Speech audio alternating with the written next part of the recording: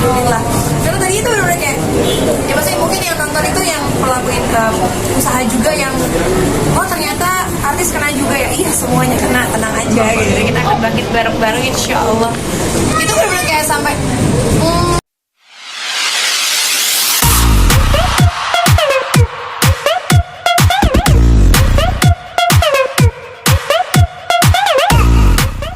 Tiga bawang dulu ya. Ada. senang banget gorengnya bisa bertahan. Maksudnya ini salah satu usaha aku juga yang pas pandemi kan ketar-ketir ya, karena kan tutup, terus juga ya karena kan makanan tuh kena banget lah dampak dari pandeminya gitu. Dan alhamdulillah masih bisa bertahan walaupun pas pandemi itu ngos-ngosan banget ya. Dan alhamdulillah bisa ngelewatin itu. Ya alhamdulillah udah jalan Allah sih, udah ditolong banget sama Allah. Kemarin gimana sih Kak mempertahankan bisnisnya di tengah pandemi juga? Boleh, abang mau gabung? Masih Akhirnya goreng ini dan opening pindah lokasi juga ya. Kenapa?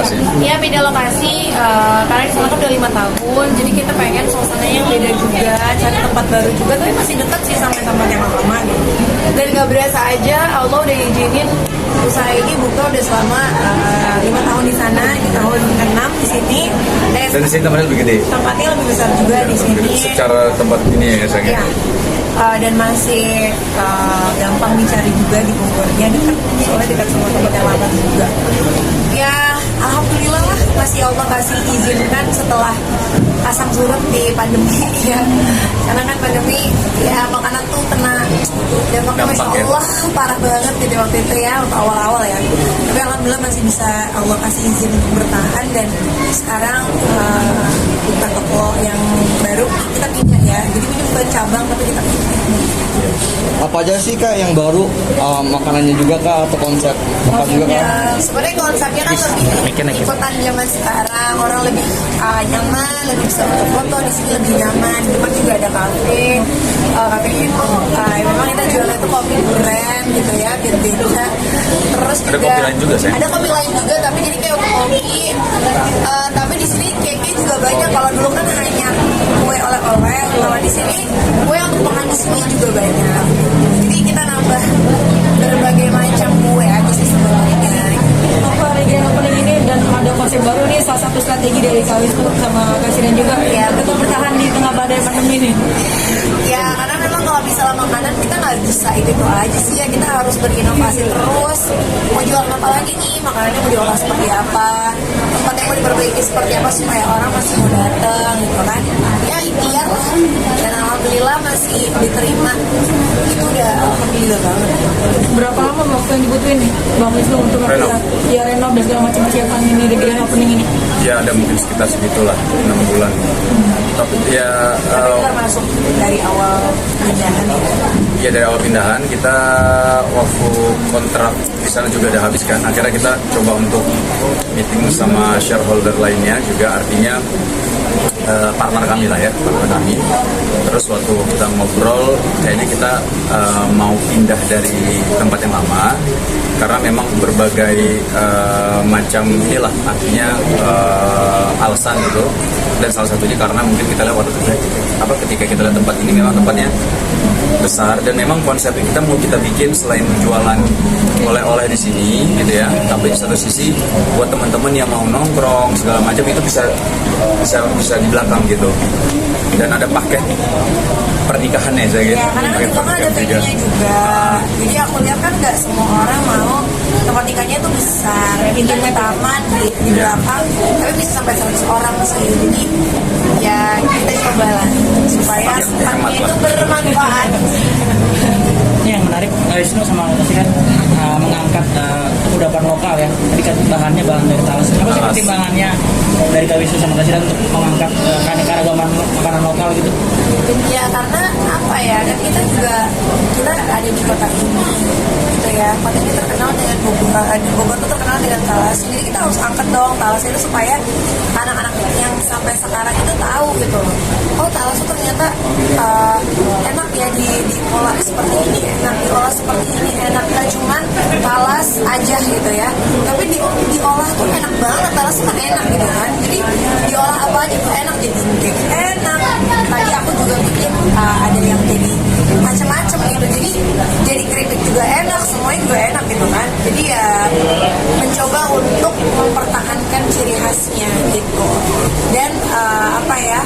Indonesia lah. Kekayaan Indonesia itu kan salah satunya kalau menurut saya itu makanan.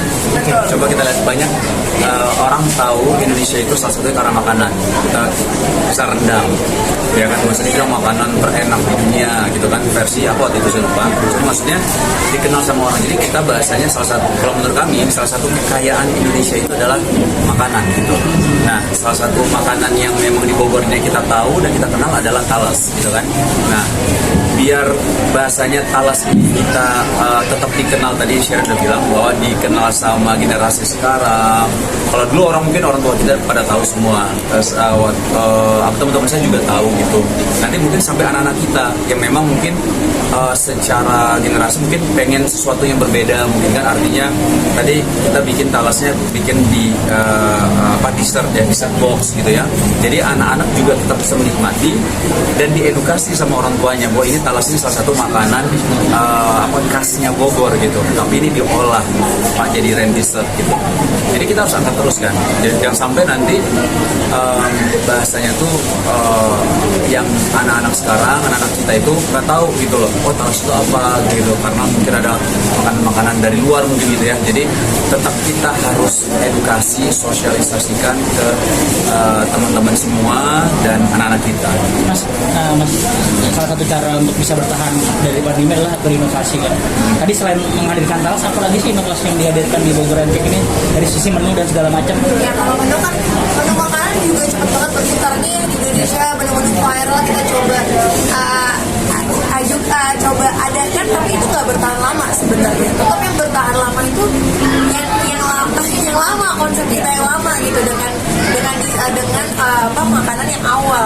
Kalau yang menu-menu viral kita adain tapi cuma kayak berapa bulan kita ganti. Kita mencoba untuk ngejar market yang viral juga kan. Jadi ya memang makanan tuh harus berinovasi sih sebenarnya. Ya, Karena kan muternya cepet banget kan. Kita nge-try makanan misalnya nge-trynya roti Korea gitu. Nge-trynya nanti sekarang lagi roti-roti Prancis gitu kan. Tapi produk kita tetap ada. Tapi produk kita tetap kita hilangin. Cuma kan itu kita putar gitu kan, tetap ada. Atau varian-variannya misalnya nih, waktu itu kan green tea happening di mana-mana. Udah kita bikin lagi. Nanti beberapa bulan lagi kita bikin varian tiramisu. Berapa bulan lagi supaya orang itu nggak bosen gitu kan, supaya orang nggak kayak udah pernah beli nggak beli lagi. Jadi kecuali yang fansnya banget sih, masya Allah mereka beli terus. Tapi kan ada orang-orang yang nggak terlalu suka dessert yang mungkin tidak bisa makan berulang-ulang. Jadi kita bikin inovasi supaya mereka mau nyobain lagi. Sama kolaborasi mungkin ya, salah satunya ya, di antara mungkin menghadapi masa pandemi. Sama kayak di Malang juga, saya juga berkolaborasi dengan banyak pihak gitu, dan di sini juga artinya kita juga tetap mensupport produk-produk lokal Bogor ya, bahasanya kalau mau produk-produk lokal Bogor bisa beli di Bogor Antik juga. Terus selain itu juga kita membuka juga kerjasama dengan siapapun, artinya kayak misalnya kita ada rencana kerjasama dengan salah satu restoran di Bogor gitu, artinya kita buka juga di situ, artinya kita bisa mudah-mudahan artinya ada sinergi yang saling benefit satu sama lain. Nah ini terbuka untuk siapapun, artinya kolaborasi ini penting gitu. Nah itu kalau menurut saya beberapa cara untuk kita mengatasi pandemi ini lah. Mudah-mudahan bisa membantu satu sama lain. Insyaallah. Mas, kalau untuk menjaga mutu dan quality control terjun langsung atau seperti apa? Karena tadi Mas Iran sempat ada kekhawatiran kalau artis yang kurang begitu enak dikomplain nih artis siapa nih gitu kan? Bukan, itu kan mungkin stigma ya. Iya. Maksud dari pandangan dari orang tuh kayak misalnya ada seperti ini gitu. Stigma itu kan harus menjadi introspeksi dirinya kita kan. Maksudnya kayak aku nggak mau orang ngaklaim cuman sembarang aja jualan tapi nggak enak. Justru itu jadi beban menurut aku yang bagus dan aku sampaikan gitu ke mereka. Kita nggak boleh tutup kuping, kita harus buka kuping, tapi kita juga bukan baper, tapi kita harus introspeksi diri nih, apa nih kurangnya. Oke, kita perbaiki rasanya misalnya. Jadi dan kebetulan memang aku juga suka baking, jadi memang aku agak kritis banget sama tim bisnis ini dalam mau launching satu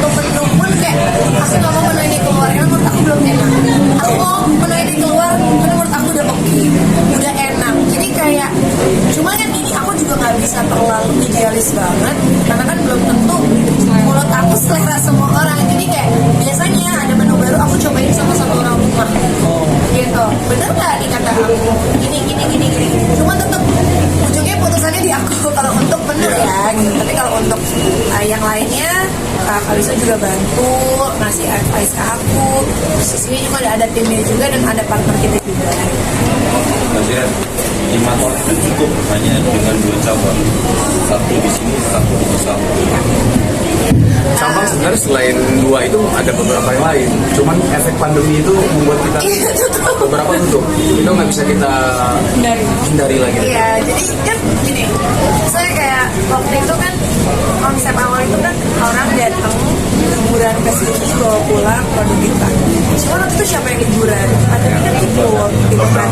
Itu yang bawa pulang bukan kita doang, tapi semuanya, hampir semuanya. Jadi kayak Stakeholder pariwisata. pariwisata tuh waktu itu masih Allah yang kena dampaknya. Jadi kayak alhamdulillahnya sekarang udah berangsur pulih dan makanan juga udah naik banget dan orang juga udah mau datang banget. Tapi aku nggak mau memaksakan untuk buka lagi beberapa cabang, tapi aku mau fokus sama cabang ini sama yang kalau di Cisarua itu kan sebenarnya kecil ya untuk orang lewat aja beli gitu kan gitu. Jadi bukan yang segede itu dan mau buka cabang tuh nggak segampang itu juga dan nggak segampang itu memaintainnya sebenarnya. Takutnya tuh kalau aku sih orangnya nggak mau terburu-buru gitu. Jadi kayak satu diterima satu banget. Kalau itu kan mau buka karena alhamdulillah udah bagus. Tapi kan kita nggak ada pernah tahu ada pandemi di dunia ini. Jadi ya pandemi datang ya kita harus mau nggak mau. Kalau kolaborasi dengan Malang Strudel, Strudel kalau di sini ranking Beda, Malang tidak beda-beda semua. Kalau beda-beda cuman. Beda. Jadi supaya orang Bisnis modelnya. Iya. Jadi biar mas tahu gini, banyak sebenarnya nawarin kenapa sih kayaknya nggak buka di Jakarta? Kenapa sih kayaknya nggak buka di Malang contohnya? Atau di mana? Atau kan bisa kan nebeng sama tokonya suami? Masih Pak ya? Cuman aku pikirin gini, namanya kan Bogor ranking. Ya kalian harus datang ke Bogor untuk dapetin ranking. Namanya Malang Strudel, harus datang ke Malang untuk dapat. Kecuali ada event-event yang kita datangin di beberapa kota. Tapi kan itu kayak special event aja. Tapi banyak banget yang nawarin Bogor ranking bukan Jakarta. Nah aku selalu nolak. Jadi kayak udah datang ke Bogor. Atau nitip siapapun yang lagi datang. Konsepnya memang oleh-oleh konsepnya. Mas, tapi dengan kondisi pandemi yang memberikan dampak terhadap industri terutama makanan, kedepannya potensinya setelah dari pandemi ke endemi seperti apa? Nah kalau misal dibilang dampak pandemi, waktu itu kan pernah ngobrol sama Pak Sandiaga Uno ya, waktu itu kita kan diundang podcastnya beliau, saya sama Shiren, dan beliau menyampaikan data yang ada bahwa dulu prediksinya ini industri pariwisata itu adalah industri yang paling lama recovery. Nah tapi kan kita berharap jangan sampai seperti itu, dan alhamdulillah ketika akhirnya lockdown sudah mudah gitu kan, kita bisa jalan-jalan dengan prokes ya gitu ya, prokes yang ketat. Alhamdulillah itu kan lonjakannya luar biasa banget. Kita lihat dari Ramadan kemarin, dari data yang ada itu penjualan aja untuk musim fashion aja itu luar biasa besarnya. Karena apa? Karena kan diperbolehkan mudik kan. Nah ketika diperbolehkan mudik, orang kan otomatis pengen beli baju, ini itu segala macam. Dan salah satu beli oleh-oleh, dan itu lonjakannya sangat luar biasa. Nah ini ya kita bersyukur pastinya. Nah kalau dibilang setelah pandemi, biasanya kan memang kalau menurut kami ya, kalau kita lihat data yang ada juga ya, itu secara penjualan juga meningkat jauh pesat. Terus orang-orang yang dulu mungkin kayak misalnya nggak pernah liburan jadi liburan, hotel penuh, rata-rata penuh semua.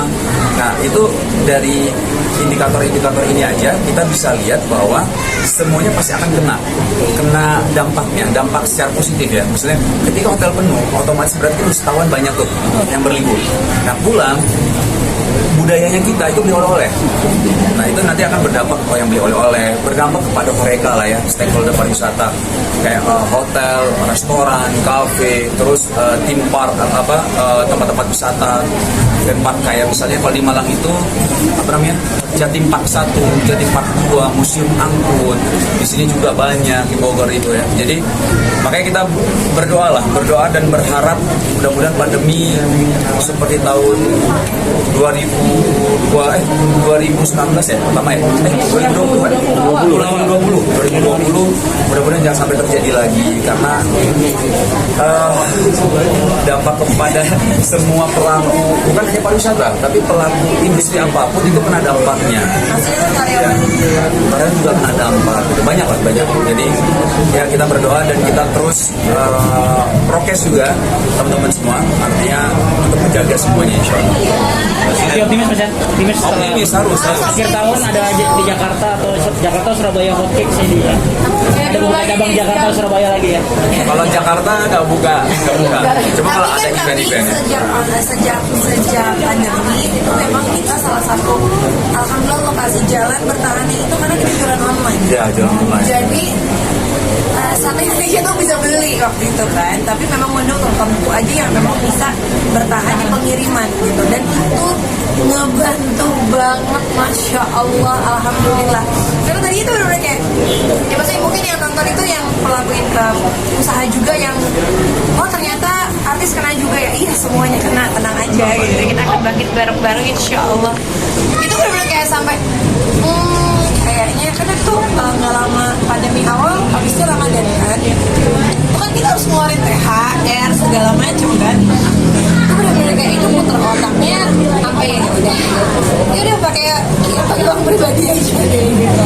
Maksudnya banyak yang hal dipikirkan lah gitu. Jadi alhamdulillah sekarang sih udah masya Allah banget. Jadi alhamdulillah hikmah pandeminya kita tahu jualan online seperti apa besarnya. Mas Siren, Mas Wisnu, salah satu strategi bertahan tidak hanya di tengah pandemi tapi ketika banyak teman-teman artis kemudian pada terkapar bahkan tidak melanjutkan bisnis kue, tapi bisnis goreng cake ini itu tetap jalan terus. Sebenarnya kuncinya apa? Selain fokus tadi, Siren kan mau buka cabang di tempat, tidak mau buka cabang di tempat lain, misalnya itu meninggalkan dunia sinetron barangkali itu jadi pertimbangan. Kali ini Kalau menurut kami ya, bisa jadi salah juga ini dari sudut pandang kami lihatnya memang ketika kita bisnis oleh-oleh bukan hanya bisnis menjual oleh-oleh saja, tapi ada hal-hal lain yang kita perhatikan ketika dalam satu bisnis itu kan ada beberapa divisi kan, jadi ada marketing, finance, terus operasional. Nah, jadi ini harus kita perhatikan semua. Operasional itu kan nggak semudah yang kita kira. Mungkin ketika kita bikin satu satu brand gitu ya, ada mungkin ada satu hal yang membantu kami. Artinya kita karena kita dulu main sinetron di dunia entertainment, jadi ketika bikin satu brand mungkin dulu kalau secara kita membumingkan di opening itu alhamdulillah lumayan Allah bantu gitu loh. Maksudnya alhamdulillah Allah bantu untuk kita bikin satu brand gitu. Nah, tapi ketika makin banyak orang bikin, memang orang mungkin melihatnya jadi hal yang biasa gitu. Oh semuanya bikin, bahkan sampai ada yang orang beranggapan bahwa oh ini belakangnya sama semua nih, padahal nggak sama semua gitu. Ada beberapa yang punya brand mereka sendiri gitu. Cuman masalahnya memang soal operasional kita harus pikirkan, soal produksi juga kita harus pikirkan. Dari produksi aja, kayak produksi Siren R&D ini kan hal yang sangat penting. Kayak Siren bilang inovasi produk itu kan berarti dari R&D ini harus benar-benar kuat gitu loh. Terus operation ini bukan hal yang gampang juga gitu.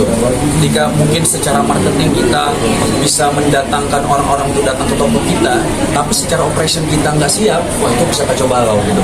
Jadi banyak hal sebenarnya yang harus diperhatikan ketika bikin satu usaha kan gitu kan. Nah, alhamdulillahnya bukan hanya kami misalnya sama Siren, tapi ada partner kami juga. Artinya kita bisa membagi tugas lah. Artinya kami di ranah apa, saya di ranah apa, Siren di ranah apa, partner kami di ranah apa, sehingga kita bisa bisa sinergi satu sama lain, sehingga alhamdulillah atas izin Allah, tentunya atas pertolongan Allah, sampai sekarang ini bisa jalan terus usahanya gitu.